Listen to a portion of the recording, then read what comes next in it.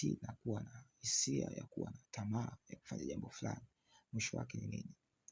Tunaona Mungu anampa adhabu mwanadamu kwamba yeye ni mtu wa mateso, na anamhukumu adhabu na anamwambia kwamba ardhi imelaaniwa,